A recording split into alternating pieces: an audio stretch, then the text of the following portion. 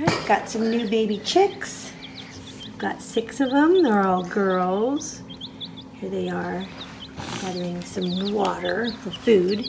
Let me go on this side here so you can get a little look at them. They're just trying to keep warm. Supposed to be the red ones. What do they call them? Rhode Island Reds. Rhode Island Reds. What's they fighting over it? So precious.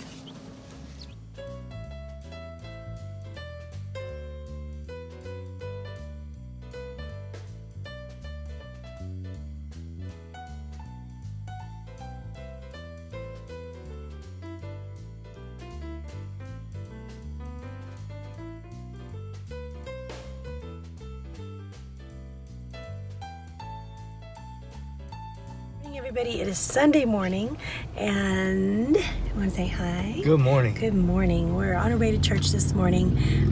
Had a pretty simple breakfast, pretty much the same thing: oatmeal, egg white, egg, and I added a little fruit. So just like a handful, so I'm not like going overboard on it.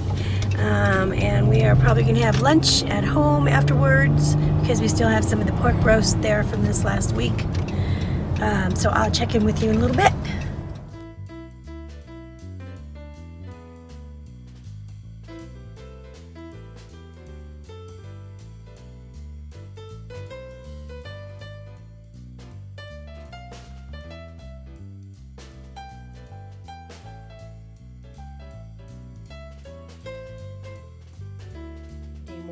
Is Monday morning, and we are returning to homeschool today. So it's gonna be a busy day. The kids want pancakes, and luckily I made an overage the last time I made them, so they're ready to go in the fridge. But they woke up and they're all in bad moods, and they're all, so it's gonna be a struggle, but they're fighting about dumb stuff. It's like one of them doesn't want the other one to put his shirt on in the bathroom, so he's putting his shirt on in the bathroom just to make his brother upset. Anyway, here we go.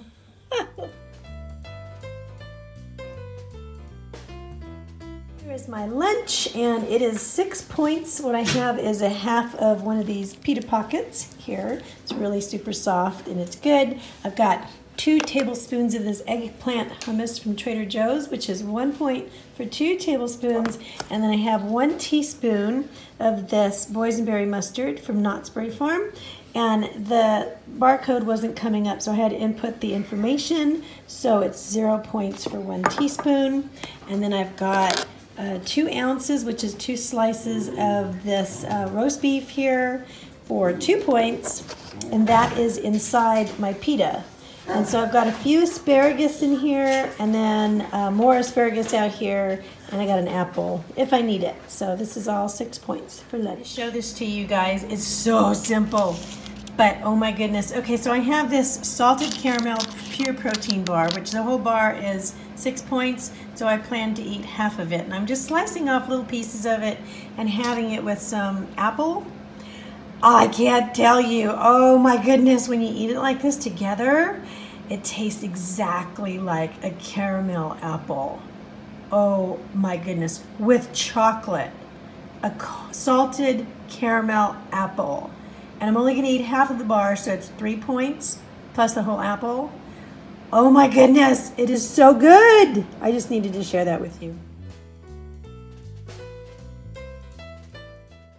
Okay, so for dinner, we're having an omelet. That's my homemade bread there.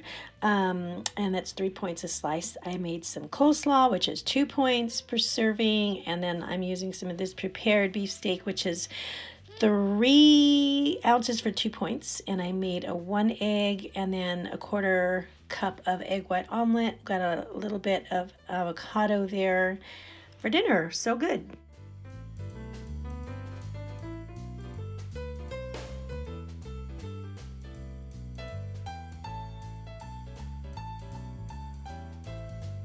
So I moved the chickens to the other bedroom because they have to stay indoors for now. And Bella was going crazy, just looking all over for them. And she was looking at me like she wanted to say something to me. And I figured out she was worried about the chicks because they were here and then they were gone. And she didn't like that they were gone. And so I showed her where they were, and then she seemed happy enough, but she likes to lay by them and watch them. It is the cutest thing because she has these motherly instincts, but she just loves these chicks and she just wants to stay next to them, and I just think that's adorable. I just thought I would share that cute little moment.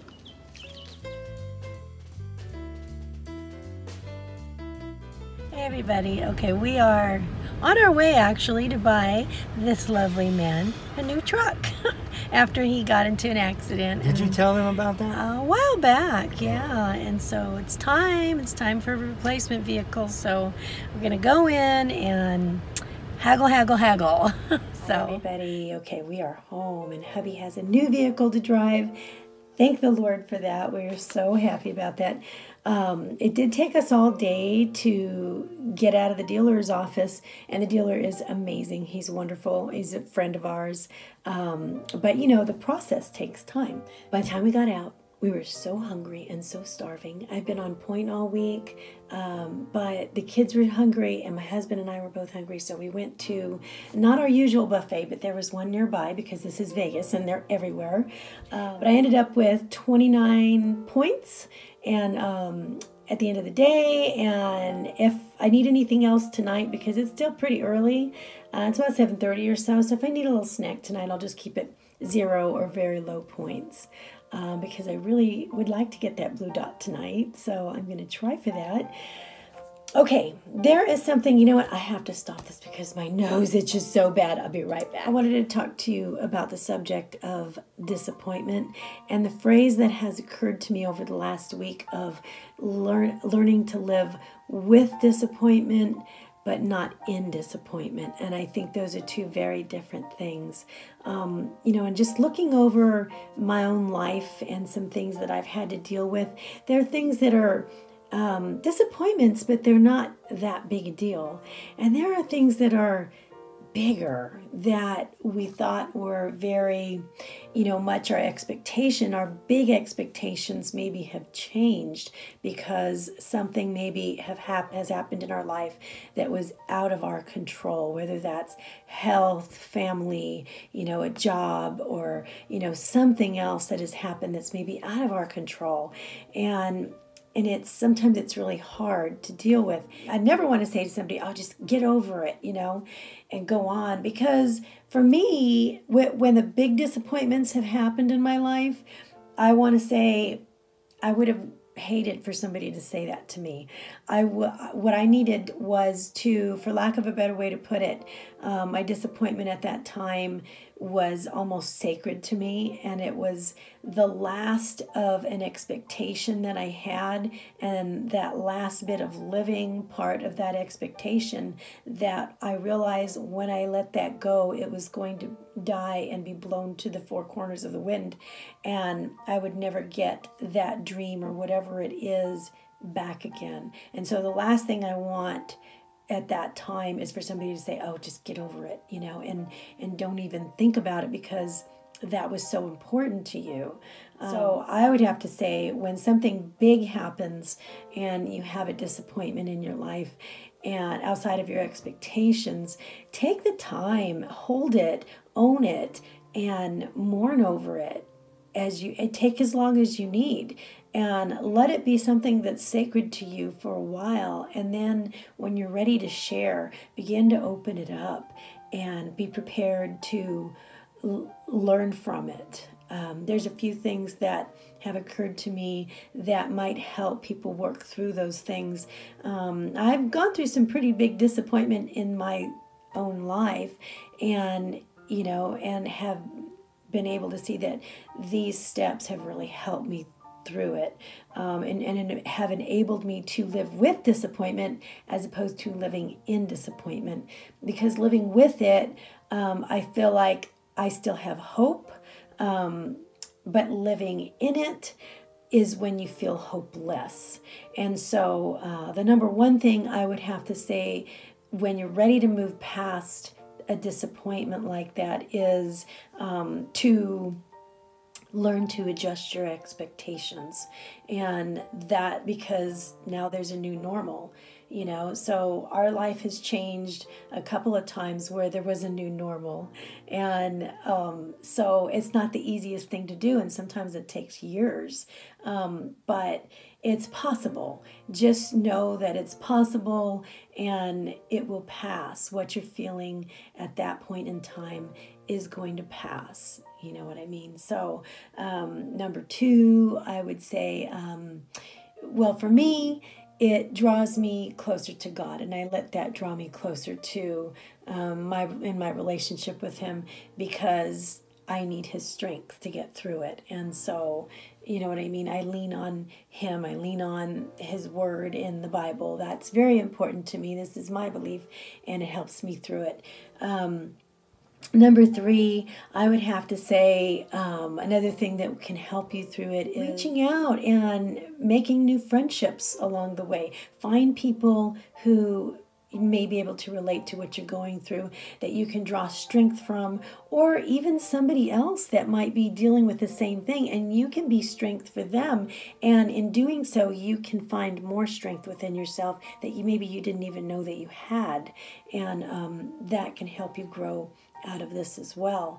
All this, as you can see, is living with disappointment, but not in it, because you're propelling forward into growth and onto better things.